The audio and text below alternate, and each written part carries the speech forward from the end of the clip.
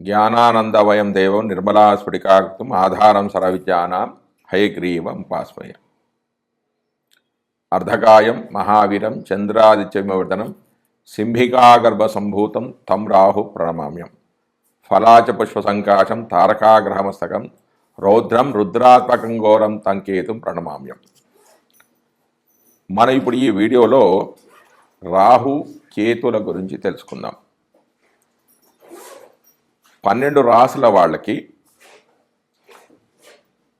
రాహు ఎక్కడుంటే ఎలాంటి ఫలితాలు వస్తాయి, కేతువు ఏ రాశిలో ఉంటే ఫలితాలు వస్తాయని నేను ఇప్పుడు నీకు చెప్పబోతున్నాను.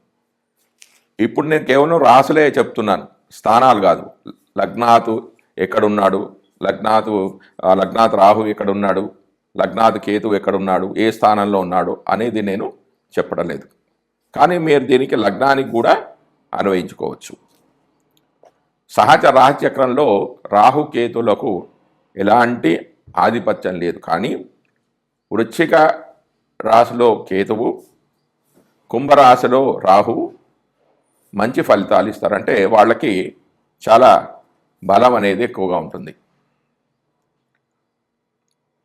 రాహువు అంటే నార్త్ నోడ్, కేతువు అంటే సౌత్ నోడ్. ఈ జన్మలకు కారణం ఏంటంటే రాహు వలనే మనం ఈ లోకంలోకి వచ్చాం. రాహు కోరికలకు కారకుడు. వీటి గురించి పరాశర జ్యోతిశాస్త్రంలో ఎక్కువగా వ్రాసి ఉంది. మిగతా నాడి గ్రంథాల్లో అంతగా వివరాలు లేవు. మనం జాతక చక్రాన్ని పరిశీలించినట్లయితే రాహుకి లగ్నానికి సంబంధం అనేది ఉంటుంది. అది ఏ విధంగా ఉంటుందంటే లగ్నాధిపతితో కానీ, లగ్నంలో కానీ ఉండవచ్చు, లగ్న నక్షత్రాధిపతితో కానీ సంబంధం అనేది ఉంటుంది. రాహు ఈ లోకంలోకి మనం రావడానికి కారణం.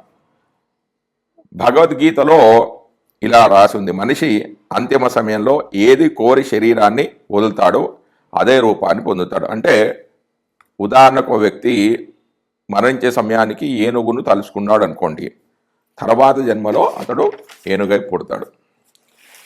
గత జన్మలో తీరకుండా ఉన్న కోరికలను తీర్చుకోవడానికి మనం ఈ జన్మ ఎత్తుతాం. భృగునంది నాడి చదివితే ఇది తెలుస్తుంది.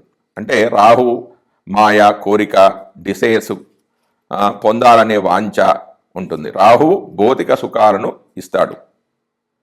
కొందరు దృష్టిలో ఏంటంటే ఏం చెప్తారంటే మంచి కర్మలు చేస్తే జన్మ రాదు, చెడు కర్మలు చేస్తేనే జన్మ ఎత్తుతారు అని అంటారు.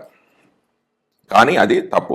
మంచి పనులు చేసినా చెడ్డ పనులు చేసినా జన్మ అనేది తప్పనిసరి. మంచి పనులు చేస్తే ఆ పుణ్య ఫలితాన్ని అనుభవించడానికి జన్మ ఎత్తుతారు, చెడు చేస్తే ఆ పాప ఫలాన్ని అనుభవించడానికి జన్మ ఎత్తుతారు.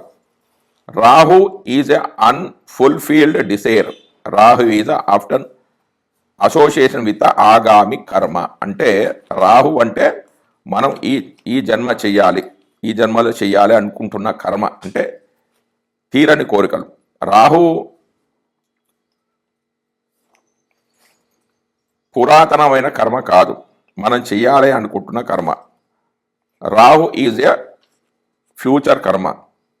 అది ఎలా తెలుస్తుంది అంటే రాహు ఏ రాశిలో ఉన్నాడో, రాహు ఏ ఇంట ఉన్నాడో దానిని బట్టి ఆ వ్యక్తి యొక్క కోరికలు ఏమిటి, ఏమి చేయాలి అనుకుంటున్నాడు, వేటిని చేయడానికి ఇష్టపడడు అనేది తెలుస్తుంది. రాహు ఏ రాశిలో ఉంటాడో ఆ రాశికి సంబంధించిన కోరికలు అనేవి మనిషికి ఉంటాయి, వాటిపైన ఫోకస్ చేసి ఉంటుంది. ఫర్ ఎగ్జాంపుల్ రాహు ఏరిస్ రాశి అంటే మేషరాశిలో ఉన్నాడు అనుకుందాం. మేషరాశి సెల్ఫ్ను చూపిస్తుందంటే ఆ యొక్క వ్యక్తిని గురించి తెలుపుతుంది. స్ట్రాంగ్ డిసైర్స్ అంటే కోరికలు ఉంటాయి. అసంపూర్ణంగా మిగిలిన పనులు పూర్తి చేయడానికి మనం ఈ జన్మ ఎత్తాం.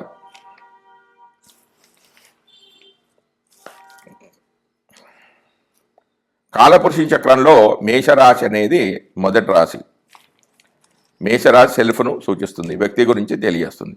రాహు అంటే ఈ జన్మలో చెయ్యాలి అనుకుంటున్నవి తెలియజేస్తుంటాడు. కేతు గత జన్మలో చేసిన కర్మల గురించి తెలియజేస్తాడు. అంటే గత జన్మలో మాస్టర్ డిగ్రీ పొంది ఉంది అంటే కేతు అంటే గత జన్మలో చేసిన లక్షణాలు మన ఈ జన్మలో కూడా ఉన్నాయి, అందులో మనం మాస్టర్ చేసి ఉన్నాం. రాహు అంటే ఈ జన్మలో మనం చేయాలి అనుకున్న పనులు. మరి ఏ పనులు చేయాలి? రాహు పనులు చేయాలి, కేతు పనులు చేయాలి. గత జన్మ నుంచి నేర్చుకొని వచ్చిన పనులు మరియు ఈ జన్మలో మనం కోరుకున్న పనులు, ఈ రెండు చేయాలి. వీటిని సమానత్వం చేయాలి. ఈ నోట్స్ రెండింటిని కూడా బ్యాలెన్స్ చేయాలి. అప్పుడే మోక్ష ప్రాప్తి అనేది మనకు కలుగుతుంది. ఈ రెండు పనులలో ఏదో ఒకటి చేసినా మనకు ఎంప్టీనెస్ అనేది ఉంటుంది. ఏదో కోల్పోయినట్లుగా శూన్యత అనేది ఉంటుంది. ఇక కేతు గురించి తెలుసుకుందాం. కేతు అంటే సౌత్ నోడ్, స్పిరిచువల్ గ్రోత్ను చూపిస్తుంది, ఆధ్యాత్మిక అభివృద్ధిని తెలుపుతుంది. కేతు అంటే గత జన్మలో నేర్చుకొని ఉన్నది, మనలో ఆల్రెడీ ఉన్న లక్షణాలు. ఇవి గత జన్మలోనే నేర్చుకొని ఉన్నాం, అందులో మాస్టర్ డిగ్రీ పొంది ఉన్నాం, గతంలోనే వాటిని అనుభవించి ఉన్నాం, తెలుసుకొని ఉన్నాం. కాబట్టి వాటి పట్ల శ్రద్ధ, ఇష్టత అనేది తక్కువగా ఉంటుంది. Rahu means attachment, Ketu means detachment. Ketu అంటే గత జన్మలోనే నేర్చుకొని ఉన్న వాటిని ఇప్పుడు చేయబుద్ధి కాదు. ఒక పనిని 10 సార్లు చేసి 11వ సార్లు చేయాలంటే బోరు కొడుతుంది కదా. ఎగ్జాంపుల్, ఒక సినిమా 10 సార్లు చూస్తే ఏ విధంగా బోరు కొడుతుందో ఆ విధంగా కేతువు పనులు అంటే హిడెన్ టాలెంట్, వీటిని చేయబుద్ధి కాదు. రాహువు నూతన ఆవిష్కరణలను, ఆ నూతనమైన ఆవిష్కరణలు అంటే ఇష్టం. మరి ఏది ఉత్తమం? రాహు కాదు, కేతు కాదు, రెండింటినీ కూడా బ్యాలెన్స్ అనేది చేయాలి. కేతు అంటే సంచిత కర్మ, అంటే అక్యుములేటెడ్ కర్మ అంట. దీన్ని అక్యుములేటెడ్ కర్మ సూచించింది. మంచి చేయాలా, చెడు చేయాలా అంటే రెండింటిని చేయాలి, రెండింటిని బ్యాలెన్సింగ్ చేయాలి. అప్పుడు అది మోక్ష ప్రాప్తికి కారణమవుతుంది. కానీ మనకు ఫస్ట్ ఏం వస్తాయో అవి చేస్తూ ఉండాలి. కానీ అక్కడి నుంచి మనకు సంతృప్తి అనేది లభించదు. జీన్ థియరీ, శిశువు జన్మించినప్పుడు 50% తండ్రి నుంచి 50% తల్లి నుంచి వస్తాయి, ఆ పోలికలు అనేవి వస్తాయి. మరి వారికి అంటే తండ్రి అంటే సన్, తల్లి అంటే మూన్ అంటే చంద్రుడు, సన్ అంటే రవి, మూన్ అంటే చంద్రుడు. మరి వాళ్ళకు ఎక్కడి నుంచి వచ్చాయి అంటే వాళ్ళ తల్లిదండ్రుల నుంచి. అంటే వ్యక్తి యొక్క వాళ్ళ నానమ్మ తాతయ్యల నుంచి వస్తాయి. నాన్న వాళ్ళ నాన్న అంటే రాహువు, నాన్న వాళ్ళ అమ్మ అన్న కూడా రాహువే, అమ్మ వాళ్ళ అమ్మ అంటే కేతువు, అమ్మ వాళ్ళ నాన్న అంటే కూడా కేతువే వస్తాయి. అంటే వ్యక్తి జాతకంలో రవిచంద్రులకు ప్రాముఖ్యత అనేది ఉంది. వ్యక్తి యొక్క లక్షణాలు, పోలికలలో రాహుకేతువులకు రవిచంద్రులకు ముఖ్యమైన పాత్ర అనేది ఉంది అని చెప్పవచ్చు. అంటే 25% చొప్పున రవి, చంద్ర, రాహుకేతువుల ప్రభావం అనేది వ్యక్తి యొక్క పోలికల్లో ఉంటుంది. అంటే ఇలాంటి పోలికలు అనేవి ఉంటాయి. రాహుకేతు యాక్సిస్, రాహుకేతు వివిధ రాశిలో ఉంటే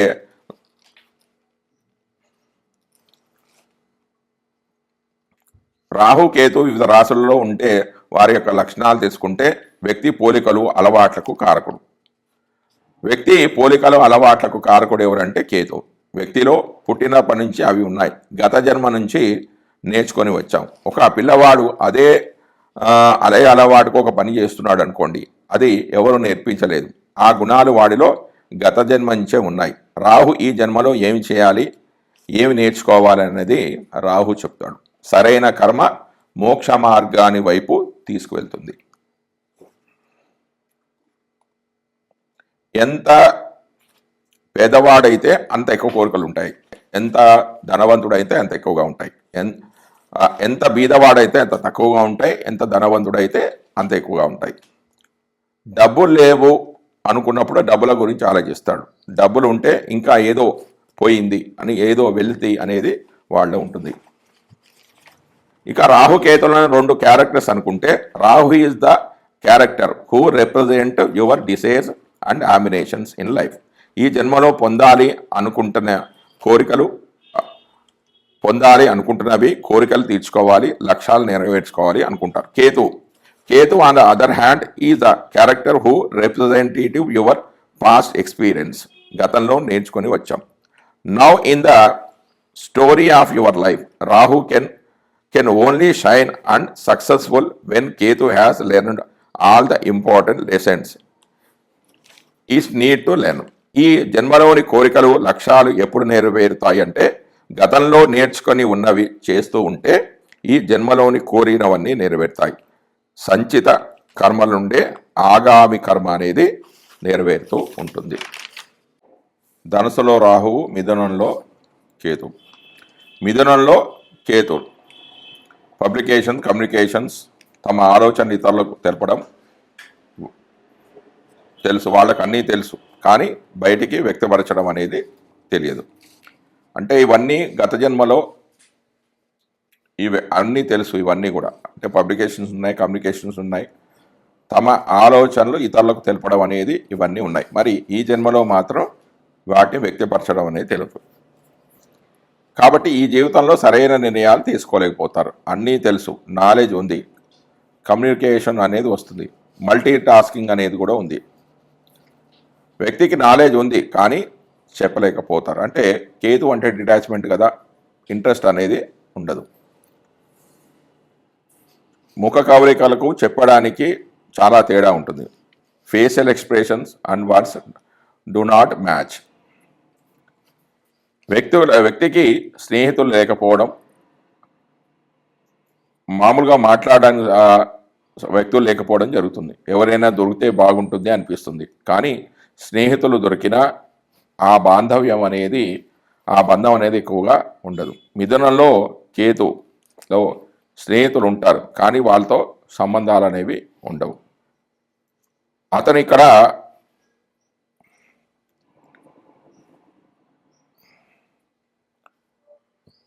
బంధనాల నుంచి విముక్తిని, విశ్వవ్యాప్త జ్ఞానాన్ని పొందుతాడు, కోరుకునేది అది. ధనుసు రాశి అధిపతి అయిన గురుడు ప్లస్ రాహు అంటే ప్రపంచ జ్ఞానాన్ని కోరుకోవడం. మిథునంలో కేతు అంటే మనస్తత్వ శాస్త్రం మీద ఇంట్రెస్ట్ అనేది ఉంటుంది కానీ మిథునంలో కేతు అంటే స్టడీ కాబట్టి చదవడం మీద ఇష్టం అనేది ఉండదు. అంటే హేట్ స్టడీ, చదువు మీద ఇష్టత అనేది ఉండదు. అంటే ఆత్మ అవన్నీ కూడా భోగించి వచ్చింది. అంటే గత జన్మలో మిథున రాశి అంటే బుధుడికి సంబంధించింది కదా, బుధుడు చదువు కాబట్టి చదువుకు సంబంధించిన అన్నీ కూడా తెలుసు, వాళ్ళ చదివారు కానీ అవి బోరింగ్. అంటే ఈ జన్మలో మళ్ళీ వాటిని చదవబుద్ధి కాదు. ఇక చేయవలసింది పది అంటే ఆదివారం, ప్రతి ఆదివారం కూడా కోర్సులో జాయిన్ అవ్వండి. అంటే వీక్లీ కోర్సెస్ ఉంటాయి కదా, అందులో ఇష్టం లేకపోయినా జాయిన్ అవ్వండి. కోర్స్ అనేది పూర్తి చేయండి. మరియు మీరు మాట్లాడడానికి ఇబ్బంది పడుతున్న సందర్భాలు ఏమన్నా ఉంటే కూడా మిమ్మల్ని మీరు ఇబ్బంది పెట్టుకొని మరట్టే మాట్లాడండి. Similarly troubles to be speak, మాట్లాడండి. ధనుసులో రాహు అంటే ఉన్నత విద్య, ఆధ్యాత్మిక విద్య, లా, టీచింగ్ మీద ఆసక్తి అనేది ఉంటుంది. ఆ వ్యక్తికి ధర్మం పట్ల ఆసక్తి ఉంటుంది కానీ గురు రాశిలో రాహు ఉండడం వల్ల సాంప్రదాయ పద్ధతులు, పాత పద్ధతుల పట్ల, ఆచారాల పట్ల అనేది ఇష్టం అనేది ఉండదు. కొత్త పద్ధతుల ద్వారా ధర్మశాస్త్రాన్ని, ఆధ్యాత్మిక జ్ఞానాన్ని చెప్పాలని అనుకుంటాడు కానీ అది పూర్తిగా నెరవేరదు. పరిష్కారం ఏం చేసుకోవాలి? మీకు తెలిసిందంటే మీరు ఏదైతే నేర్చుకుంటారో అది అందరికి కూడా బోధించండి. గీతాపారాయణం చేయండి. స్పోర్ట్స్లో పాల్గొనండి, అంటే ఆటలు ఆడుతూ ఉండండి. జై శ్రీమన్నారాయణ.